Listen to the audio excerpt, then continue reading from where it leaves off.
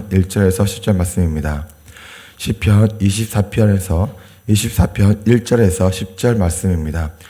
제가 가진 성경으로 구약성경 818면에 있습니다. 제가 봉독해 올리겠습니다. 땅과 거기에 충만한 것과 세계와 그 가운데 사는 자들은 다 여호와의 것이로다. 여호와께서 그 터를 바다 위에 세우시며 강들 위에 건설하셨도다. 여호와의 산에 오를 자가 누구며 그의 거룩한 곳에 설 자가 누구인가? 곧 손이 깨끗하며 마음이 청결하며 뜻을 허탄한 데에 두지 아니하며 거짓 맹세하지 아니하는 자로다. 그는 여호와께 복을 받고 구원의 하나님께 의를 얻으리니 이는 여호와를 찾는 젖속이요 야곱의 하나님의 얼굴을 구하는 자로다. 문들아 너희 머리를 들지어다. 영원한 문들아 들릴지어다. 영광의 왕이 들어가시리로다. 영광의 왕이 누구시냐? 강하고 능한 여호와시요 전쟁에 능한 여호와시로다. 문들아 너희 머리를 들지어다. 영원한 문들아 들릴지어다. 영광의 왕이 들어가시리로다. 영광의 왕이 누구시냐? 만군의 여호와께서 곧 영광의 왕이시로다. 아멘. 설교를 시작하기 전에 먼저 한 가지 양해를 부탁드립니다. 제가 어제 천연부 수련회를 갔다 와서 목이 상태가 온전하지 않은데 많이 이해 부탁드립니다. 시편 24편 소제목을 보면 저자가 다윗입니다. 다윗은 단 19절밖에 되지 않는 짧은 시를 통해서 세 가지의 관점에서 하나님을 찬양합니다. 그 세 가지의 관점에 대해서 한 주석가는 하나님이 우주적 왕권, 도덕적 왕권, 군사적 왕권으로 구분하였습니다. 그래서 시편 24편은 1, 2절, 그리고 3절, 6절, 그리고 7절에서 8절로 구분되고 9절, 10절은 그러한 하나님의 영광을 찬양하는 것으로 시가 마무리되고 있습니다. 다윗은 1, 2절을 통해서 창조주 하나님의 우주적 왕권을 찬양합니다. 인간이 자신의 소유라고 생각했던 그 모든 땅과 그 모든 자원들은 모두 하나님의 것입니다. 인간이 형성한 인간 세상 역시 하나님의 것입니다.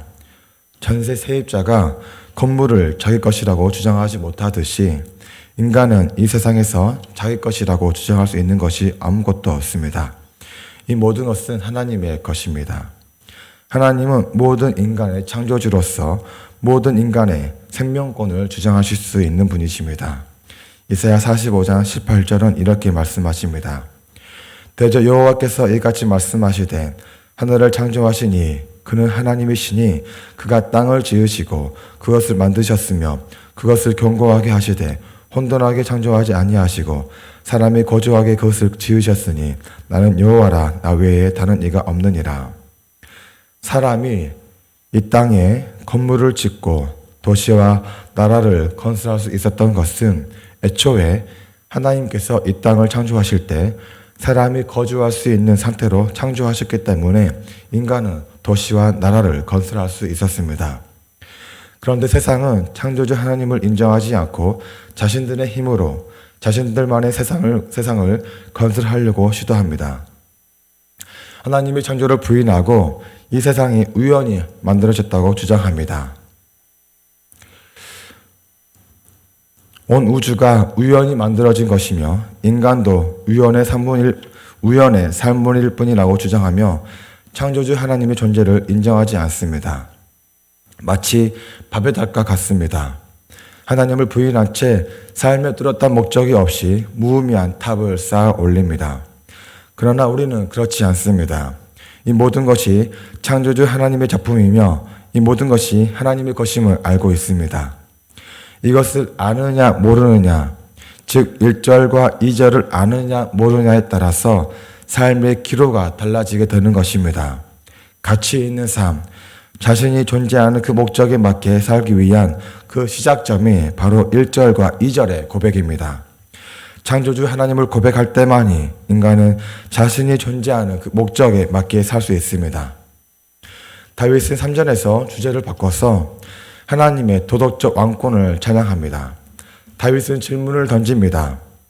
과연 모든 인간 중에 여호와의 산에 오를 자가 누구며 모든 인간 중에 하나님께서 임재하신 그 거룩한 곳에 설 수 있는 자가 누구인가? 아담 이래 도덕적으로 완전하여 하나님 앞에 설 수 있는 사람이 과연 누가 있을까요? 곧 3절에서 말씀처럼 손이 깨끗하며 마음이 청결하며, 여기서 손이 깨끗하다는 것은 행위에 있어서 흠이 없음을 의미합니다. 마음이 청결하다는 것은 내적으로 흠이 없다는 것입니다. 과연 인간 중에 언행에 있어서 그리고 그 생각과 마음에 있어서 흠이 없는 사람이 누가 있을까요? 또한 뜻을 허탄한 데 두지 아니하며 헛된 우상뿐만 아니라 썩어 없어져 버릴 것에 마음을 두지 않는 사람, 또한 거짓 맹세하지 아니하는 자로다. 항상 진실된 사람입니다. 행위나 말에 있어서 그리고 생각에 있어서 흠이 없으며 삶의 모든 발걸음이 썩지 아니할 영원한 것을 추구하며 항상 진실된 사람. 본문에서는 단 4가지의 조건만 내세우고 있는데 시편 15편은 11가지의 조건을 내세우고 있습니다. 그런 사람만이 여호와의 산에 오를 수 있으며 그분의 인재가 있는 거룩한 곳에 설 수 있습니다. 과연 우리 중에 누가 여호와 하나님의 그 거룩함 앞에 설 수 있을까요? 아무도 없습니다. 그 어떤 사람도 도덕적으로 완전하여 하나님 앞에 설 수 없습니다. 그것은 불가능한 것입니다. 왜냐하면 하나님의 거룩하심 때문입니다. 그래서 다윗이 3절에서 여호와의 산에 오를 자가 누구며 그 거룩한 곳에 설 자가 누구인가? 라고 질문하고 있는 것은 우리 중에 가능한 사람이 누구인지 찾아보라는 것이 아니라 불가능함을 이미 전제하고 있는 것입니다. 그래서 3절, 4절 이후에 기대되는 대답은 아무도 없습니다. 라는 답변입니다. 그런데 다윗은 5절에서 있다고 말합니다. 어떤 사람입니까? 곧 여호와께 복을 받고 구원의 하나님께 의를 얻은 사람입니다. 자신의 부정함이 감추임 받은 자, 자신은 부정하지만 그럼에도 불구하고 의롭다 여김 받은 사람입니다. 성경의 많은 인물들이 하나님의 산에 올랐으며 하나님의 임재 속에서 하나님과 동행하였습니다. 그게 어떻게 가능했나요? 그들의 의로움이나 그들의 도덕적 완전함 때문이 아니라 하나님의 전적인 은혜로 가능했습니다. 그들의 부정함이 감추임 받는 복, 부정함에도 불구하고 의롭다 여김 받은 그 은혜로 인해 여호와의 산에 오를 수 있었으며 거룩하신 하나님과 동행할 수 있었습니다. 그렇다면 그들만 그러한 축복을 받을 수 있는 것일까요? 아닙니다. 다윗은 6절에서 그러한 축복을 받은 사람들을 한 가지 특징으로 묘사합니다. 이는 여호와를 찾는 족속이요 야곱의 하나님의 얼굴을 구하는 자. 신앙의 위인들이 그러한 축복을 받은 이유는 그들의 한 가지 특징 때문입니다. 찾고 구했기 때문입니다. 예수님은 찾으라, 구하라, 두드리라 말씀하셨습니다. 구하라 그리하면 너희에게 주실 것이요 찾으라 그리하면 찾아낼 것이요 문을 두드리라 그리하면 너희에게 열릴 것이니. 신앙의 위인들의 특징은 단 한 가지의 공통된 특징이 있습니다. 그들은 여호와를 찾았고 하나님의 얼굴을 구했습니다. 성경 전체에 정경적으로 보면 하나님께서 먼저 찾아와 주셨기 때문에 우리는 하나님을 찾을 수 있습니다. 하나님께서 먼저 선택하셨기 때문에 우리는 하나님을 믿을 수 있습니다. 다만 본문에서 말하는 것은 하나님을 모르는 불신자들에게 스스로 하나님을 찾으라고 말하는 것이 아니라 하나님 나라의 백성으로서 계속해서 하나님을 찾아야 함을 강조하고 있는 것입니다. 시편 27편 8절의 말씀도 동일하게 말씀하십니다. 너희는 내 얼굴을 찾으려 하실 때에 내가 마음으로 주께 말하되 여호와여 내가 주의 얼굴을 찾으리이다 하였나이다. 하나님은 다윗의 기도에 여러 가지 방법으로 응답해 주셨습니다. 이미 다윗은 그 누구보다 하나님에 대해 많이 알고 있으며 하나님을 진실되게 믿고 있습니다. 그런데도 하나님은 다윗에게 하나님의 얼굴을 구하라고 요청하고 있습니다. 사랑하는 연인과 어제 통화했으니까 오늘은 통화 안 해도 되는 게 아닙니다. 사랑할수록 매일 통화하고 매일 대화를 해야 합니다. 하나님의 얼굴을 찾으라고 하는 것은 마음과 뜻과 힘을 다하여 목숨을 다하여 하나님을 사랑하라는 말씀입니다. 오늘 하루 하나님의 얼굴을 구하시길 바랍니다. 온 마음을 다하여, 온 뜻을 다하여, 온 힘을 다하여, 온 생명을 다하여 하나님을 사랑하는 복된 주일 하루 보내시길 바랍니다.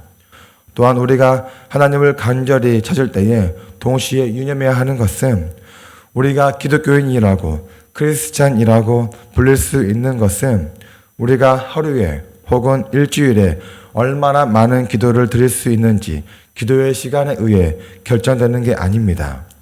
우리가 기독교인이라는 크리스찬이라는 하나님의 자녀라는 우리의 정체성은 우리가 하나님의 말씀을 얼마나 잘 따랐고 얼마나 잘 순종했는지에 기초하는 것이 아니라 전적으로 하나님의 일반적인 은혜에 기초하고 있다는 것입니다.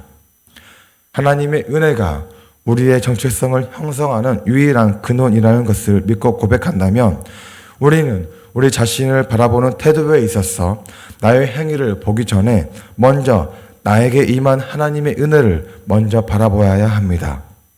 왜냐하면 하나님께서 우리를 양자 삼으실 때 주목하신 것은 우리의 결함이 아니었기 때문입니다. 죄로 인해 죽을 수밖에 없는 우리를 하나님께서 양자 삼으실 때 주목하신 것은 우리의 결함이 아니라 예수 그리스도의 온전한 대속의 보혈이었습니다. 하나님께서 주목하신 것이 우리의 결함이 아니라 예수 그리스도의 보혈과 의라는 것을 기억한다면 우리는 우리의 신학적 행위에 주목할 것이 아니라 우리의 신앙을 만들어내는 그리스도의 은혜를 먼저 주목해야 합니다. 또한 우리가 우리 자신을 주목하는 데 있어서 우리의 결함을 먼저 보는 것이 아니라 우리의 결함을 주목하는 것이 아니라 그리스도의 보혈이라면 우리는 교회의 다른 사람을 주목할 때도 그 사람이 지니고 있는 결함에 주목할 게 아니라 결함이 있음에도 그 사람을 자녀 삼아 주시고 양자 삼아 주신 그 사람을 덮어버리신 하나님의 은혜에 먼저 주목해야 합니다. 어떻게 교회 성도가 그럴 수 있어?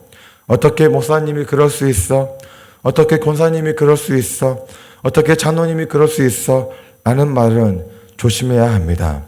우리는 어떻게 그럴 수 있어? 라는 말을 하기 이전에 그럼에도 불구하고 그 사람을 불러 자녀 삼으시기 위해 창조 때부터 그 사람이 태어나기만을 기다리신 하나님의 사랑을 먼저 주목해야 합니다. 우리가 손가락질 하는 그 사람 뒤에는 그 사람이 태어나기만을 손꼽아 기다리신 하나님이 계심을 기억해야 합니다. 교회 성도여도 그럴 수 있고 교회 목사님이어도 그럴 수 있고 교회 권사님이어도 그럴 수 있고 집사님 장로님이어도 그럴 수 있습니다. 하나님은 참 유머가 넘치시는 분이십니다. 하나님께서 영광 받으시는 방법 중에 하나가 작고 부족한 자를 세워서 사용하심으로써 하나님의 완벽함과 전능하심을 드러내시길 기뻐하시는 분이십니다. 하나님은 완벽한 사람도 들어서 사용하시지만 부족한 사람도 사용하십니다. 사람이 보기에도 부족한 사람을 세워서 하나님의 나라 확장에 거대한 프로젝트를 이루어냄으로써 결국 사람이 아니라 하나님이 하셨다는 것을 모든 사람이 인정할 수밖에 없도록 하시는 것이 하나님께서 즐겨 사용하시는 방법이십니다. 베드로가 얼마나 허점투성입니까? 예루살렘을 벗어나 소아시아의 마게도니아의 고린도의